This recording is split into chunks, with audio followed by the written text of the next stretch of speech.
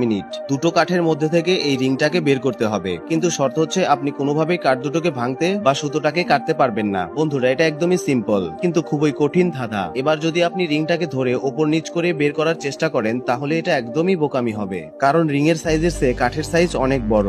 আবার আপনি এটাও দেখতে পাচ্ছেন দুটো কাঠের মধ্যেই লম্বা দুটো গ্যাপ আছে। এখন আপনি ভাবতে পারেন যে এই গ্যাপের ভেতর দিয়ে রিংটা বের হতে পারে, কিন্তু এদিক দিয়েও রিংটা বের হবে না। আর এখানেই বেশিরভাগ মানুষ হার মেনে নেয়। তারা চিন্তা করে সুতোটাকে কেটে বের করতে হবে, আর এটা করলে নিয়ম ভঙ্গ হবে। তো চলুন আমি আপনাদেরকে এটা বের করে দেখাচ্ছি। কিন্তু তার আগে, যে ব্যক্তি তার বাবা এবং মাকে তার সবচেয়ে বড় সম্পদ বলে মনে করে তার কখনোই অর্থের অভাব হয় না।